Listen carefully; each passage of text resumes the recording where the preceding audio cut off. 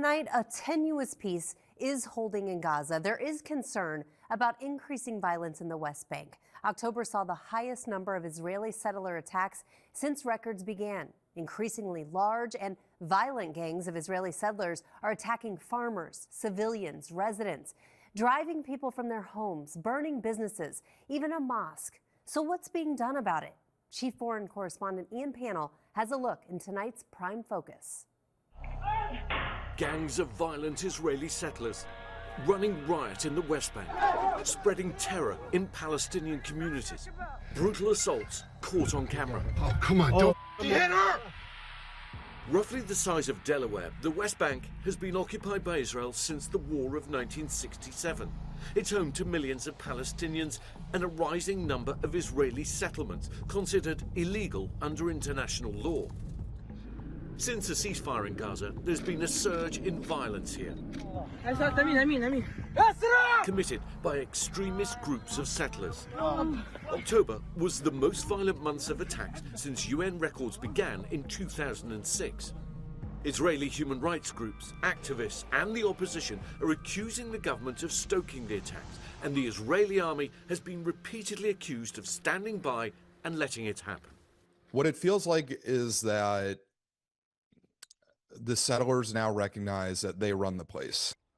The West Bank village of Tumasaya is a unique place in the Israeli-occupied West Bank. The majority of residents here are Palestinian American, and it's long been a target for settler attacks. This is Yasser's olive farmland we just looked in. Independent journalist Jasper Nathaniel has been taking regular trips to the West Bank since October the 7th, 2023. That's Shiloh there. And then that over there, what is it called? The other one? Adiad. Adiad, another settlement. And all this land in between them is Turmasaya. On October 19th this year, Jasper and other activists forced to flee when settlers advanced on Palestinian farmers harvesting olives in the foothills of the town. Spotting a group of soldiers on the hill, Jasper covered his phone camera and asked them for protection. We just need help getting out because the settlers over there are blocking us, and this is the only other way. Where do you want to go? Just back to Turmasaya. He says they agreed to help, Yeah, just want to go home. but the help never came. Jasper went to help a Palestinian whose car tires had been slashed by the settler gang. You push? About 4 minutes after the military had driven away, a mob of dozens, if not over 100 masked settlers appear from over the hill. Hey, press! Press! American press! And start throwing huge rocks, running straight towards me. They're wielding huge clubs. And I realize this is an ambush. They're literally right behind us. Oh, he's right here. He's right. Smash him with you. After escaping back to his car, the pair are suddenly trapped, surrounded on all sides by the armed mob. Are the doors locked? Then this. You got it. Oh, come on. Don't hit her! Hey! Hey! Hey! The settler attacks an unarmed woman helping with the harvest. 55-year-old Asaf Abu Alia was brutally beaten, suffering a brain injury. We met her a few weeks later, recovering at home. كنت مش عارف يعني أنسى هالموقف من مرة. أوه يما. شو كان شعورك بهذيك اللحظة؟ ضايل لي شعور بعد هالضرب. ما كنت أنا يعني كنت خلاص راحت الحياة خلاص ما ضل لي. The vicious attack drawing international criticism. After several weeks, the Israeli police arrested a suspect who remains in custody. Hundreds of settlers have taken part in the violent attacks, but only a handful have been arrested and even fewer convicted. Israel says the attacks are committed by a minority, but human rights groups have accused the IDF of either turning a blind eye or being complicit in settler attacks. Do you feel you're succeeding in keeping the peace? Well, we've seen a lot of success in counterterrorism, but we've also seen a rise in those clashes between civilians in recent weeks. It is something that we spoke about.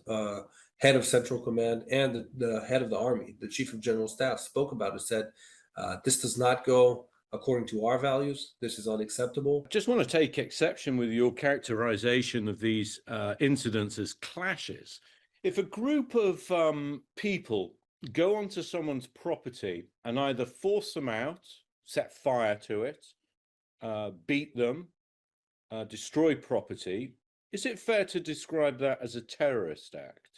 Well, I'm not here to give names. I'm here to say that that act is unacceptable. If I can bring your attention to an incident that took place last month during the olive harvest in Tumasaya. The charge against the IDF by Jasper Nathaniel is that he told the IDF that they feared for their lives, they, the activists, and the Palestinian farm workers. And yet the IDF drove away and did not respond promptly while the incident was taking place. That seems to fly in the face of what you're telling me. I saw that video, and I want to say that doesn't represent the values of the IDF. It's not who we are, and it's something that will be dealt with, and it is being dealt with. Can you tell me how many settlers have been charged and imprisoned or punished as a result of violence over the last month? Well, Ian, I think that's a question to be asked to Israeli police, and I say it's not so much something that the IDF is involved in that side of the process, and I don't have the current answer for you. We put that exact same question to the Israeli police, but they pushed responsibility back to the army, telling us the IDF were responsible for the real-time prevention and handling of violent incidents throughout the region, including situations involving Palestinian and Israeli individuals. גם נגד חיילי צה"ל, גם נגד פלסטינים, גם נגד חיילי צה"ל. אנחנו נפעל נגד זה בכל הכוח, משום שאנחנו מדינת חוק. ומדינת חוק פועלת לפי חוק. Asaf Abu Alia showing us the settlements around her village. It's been a period of devastating violence, one that now threatens to undermine plans to bring about a broader regional peace. It's hard to explain to people what it feels like to be in these communities, in these olive fields right now, because you are basically almost always encircled by settler outposts. You know, they have strategically built their little fortresses to give them position to launch attacks. A tentative ceasefire in Gaza, but the West Bank is on fire, and hopes for a wider peace deal now at risk. And peaceful Palestinians who've lived here for generations are not only afraid, but see their dream of a homeland slipping away. Our thoughts are with everyone dealing with the violence there. Ian, thank you for that update.